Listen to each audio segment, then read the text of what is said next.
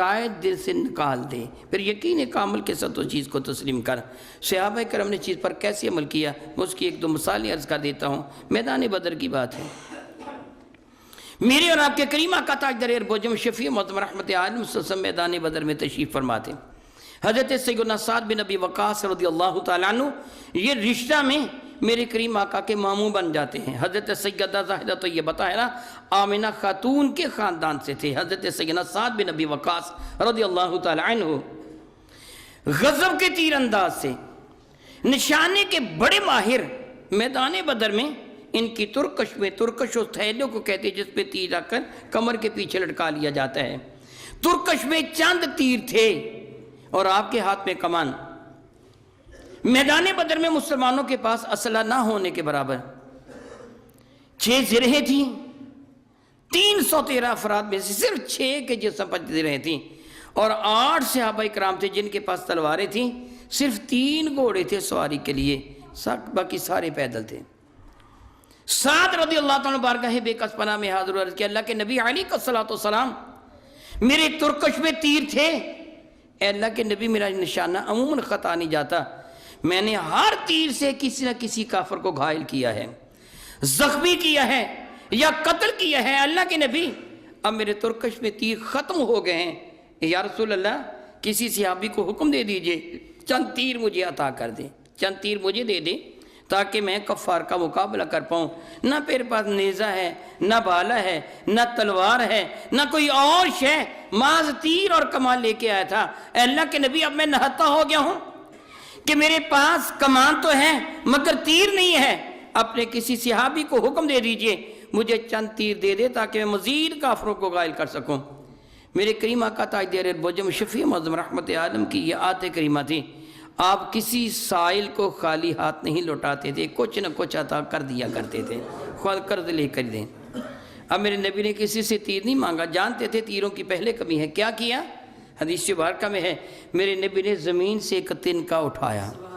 تنکا بھی کس کا؟ کھجور کا ایک پتا، کھجور کا ایک پتا تنکا اٹھایا،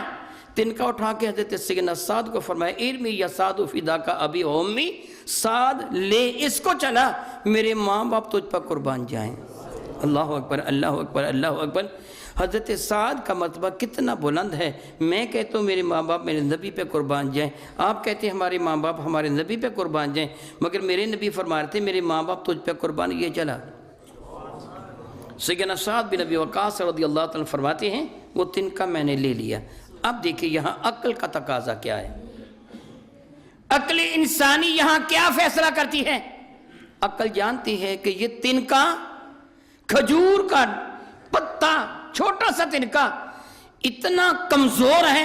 کہ ہوا کا دباؤ کبھی بھی برداشت نہیں کر سکے، اگر کمان میں رکھ کے چلائیں گے ہوا کا دباؤ برداشت نہیں کرے گا، وہیں قدموں میں گر جائے گا، آگے نہیں بڑھے گا، غیر ممکن ہے۔ حضرت سعد نے یہ نہیں عرض کیا یا رسول اللہ اس تنکے کو میں کیا کروں گا، میں کوئی بچوں کے ساتھ تو نہیں کھیل رہا کہ میرے ہمجولی بھی اپنے ہاتھوں میں چھوٹی چھوٹی کمانیں لیے کھڑے ہیں، وہ بھی جھاڑو کے تنکے چلا رہے ہیں، وہ بھی زمین سے تنکے اٹھا اٹھا کے چلا رہے ہیں، یا رسول اللہ ایسے تو نہیں ہے، میدان جنگ میں ہوں، مد مقابل تیر اندازی کر رہے ہیں، نیزے بھالے تلوار اس زمانہ کے سارے ہتھیاروں سے مسلح ہیں، میں تیر اندازی کروں تو تنکے؟ یا رسول اللہ دیکھنے والا بھی میرا مذاق اڑائے گا کہ یہ دیوانہ پاگل ہو گیا ہے، نہیں یہ نہیں کہا، بلکہ رب فرماتا وَلَا تَهِنُوا، جو حکم دے دیے گئے ہے وہ کر گزرو، سستی نہ دکھاؤ، یہ نہ دیکھو کہ یہ کیا ہے، دیکھو کہا کس نے ہے۔ سعد فرماتے ہیں، سعد بن ابی وقاص اللہ کی عزت کی قسم فرماتے ہیں وہ تنکا میں نے لے لیا، کمان کے چلہ میں رکھا تنکا تھا، میں نے کھینچا تنکا تھا، چھوڑا تو تیر بن چکا تھا، پھر کیا تھا؟ میرے نبی تنکے عطا فرماتے گئے، ساتھ فرماتے میں تیر اندازی کرتا چلا گیا۔ رب فرماتا وَلَا تَهِنُوا، آنکھیں بند کر کے میرے اور میرے نبی کے حکم پر عمل کر لو، کامیابی تمہارے قدم چوم لے گی، میں رب ہوں، میں اللہ ہوں، کامیابی تو میرے ہاتھ میں ہے۔ چیزوں کی حیت کو تبدیل کر دینا، ان کی اصلیت میں تغیر لے آنا، یہ تو میرے قبضہ قدرت میں تھے، ہاتھ میں تو نہیں ہے۔ اسی دوران حضرت سیدنا عکاشہ رضی اللہ تعالیٰ عنہ آ گئے، عکاشہ بن محسن میرے نبی کے بڑے مشہور صحابی ہیں، آ گئے، ان کے ہاتھ میں تلوار کا دستہ تھا، جہاں سے تلوار کو پکڑا جاتا ہے، پھل کے بعد جو دستہ ہوتا، دستہ تھا، خالی دستہ، تلوار آگے نہیں تھی۔ عرض کیا اللہ کے نبی علیہ السلام، میری تلوار زنگ آلود تھی، اے اللہ کے نبی علیہ السلام، میں لے کے میدان میں نکل آیا کافروں سے لڑائی کرنے کے لیے، یا رسول اللہ میں نے ایک کافر پر بھرپور انداز میں حملہ کیا، پوری شدت کے ساتھ، پوری طاقت کے ساتھ حملہ کیا، تو یا رسول اللہ اس نے فولادی ڈھال وہ ایک آلہ جو توے کی طرح کا آلہ ہوتا ہے، جس کے پیچھے کنڈا لگا، جس میں ہاتھ ڈال کر مد مقابل کے سامنے کر دیتے، وہ تلوار مارتا آگے کر دیتے تاکہ وہ تلوار اس پہ ٹکرائے، انسان کا اپنا بدن محفوظ رہے، وہ ڈھال۔ یا رسول اللہ میں نے حملہ کیا، کافر پر بھرپور انداز میں حملہ کیا، اس کے ہاتھ میں فولادی ڈھال تھی، اس نے جلدی سے ڈھال آگے کر دی، میری تلوار اس کی ڈھال سے ٹکرا کر پڑکچے اڑ گئے میری تلوار کے، اور ڈھال کا کچھ بھی نہیں بگڑا۔ یا رسول اللہ اب میرے ہاتھ میں تلوار کا صرف دستہ ہے، اس کا پھل اڑ گیا،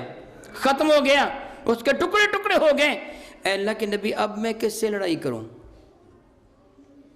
میرے پاس کوئی اور نیزہ نہیں ہے، بھالا نہیں ہے، کمان نہیں ہے، تیر نہیں، صرف ایک تلوار تھی،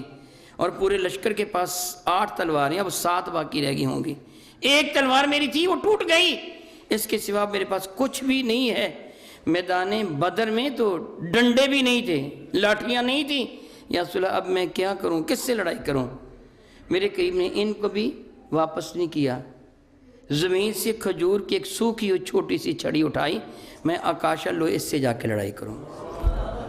اب دیکھیے عقل کیا کہتی ہے، تیر اندازی تو فاصلے سے ہوتی ہے۔ آکاشا کو نہیں پتا تھا قبل عزیز صاحب بن نبی وقاص بھی آ چکے ہیں، ان کو بھی تیر عطا کی، ان کو نہیں پتا تھا، وہ مصیبت لے کے آئے تھے، اپنی پریشانی کا حل تلاش کرنے کے لیے آئے تھے، ان کو نہیں پتا تھا اس سے پہلے کیا ہو چکا ہے کیا نہیں ہوا۔ میرے نبی نے ان کو شاخ عطا فرما دی۔ آکاشا کہتے ہیں کہ اللہ کی عزت کی قسم میں اپنے مقدر پر نازا تھا، میرے نبی نے کچھ دیا تو ہے نا، یہ نہیں کہا یا رسول اللہ وہ تلوار جو فولادی تلوار تھی جس ڈال پر وہ تلوار کچھ کام نہ کر سکے، یہ کھجور کی چھڑی کیا کرے گی؟ دور سے کھڑے ہو کے تیر اندازی تو نہیں کرنی ہے، حربہ تو نہیں ہے جو میں پھینک دوں گا، نیزہ تو نہیں ہے جو دور سے اس کے جسم میں چبو دوں گا، یہ قریب جا کر تلوار سے حملہ کرنا ہوگا، میں ان میں گھس جاؤں گا کافروں میں، تلوار سے حملہ کروں، چھڑی سے حملہ کروں گا تو اس کے تو بدن کی مٹی بھی نہیں جڑے گی، وہ تو لوہے میں غرق ہے، یہ چھڑی کیا کرے گی؟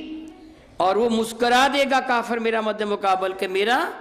یہ دشمن بے وقوف ہے، یہ چھڑی لے کے جنگ کرنے کے لیے آیا ہے، جبکہ میرے پاس تلوار ہے، میں اس کو چھڑی ماروں گا، وہ مجھے تلوار مارے گا، کارگر کس کا وار ہوگا؟ مجھے قتل کر ڈالے گا، کیا آپ مجھے موت کے منہ میں ڈھکیل رہے ہیں؟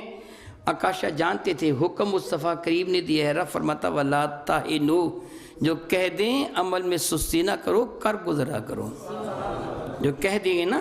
آنکھیں بند کر کے عمل کر لیا کرو، پھر اس کا نتیجہ کیا نکلے گا وہ مجھے اللہ پہ چھوڑ دو، میں خالق ہوں، مالک ہوں، الہ حقیقی ہوں، تمہارا کام وہ مان لینا ہوگا کہ میں نے مان لیا۔ حضرت آکاشا فرماتے میں خوشی میں پھولا نہ سماتا تھا، پیدل تھا، گھوڑے پر نہیں تھا، پیدل تھا، اپنے ہاتھ میں چھڑی پکڑی، میں یوں گھماتا ہوا جا رہا تھا کہ جاتا ہی اس کے ساتھ لڑائی کروں گا۔ جب میں میدان جنگ کی طرف دوڑا جا رہا تھا نا، اللہ تعالیٰ جل وعلا آپ کو اور میں شریفین کی زیارت کا شرف عطا فرمائے، کبھی میں آپ جائیں نا بدر شریف میں جائیں تو آپ کو ایک مسجد ملے گی، اس کا نام ہے عریش، مسجد کا نام کیا ہے؟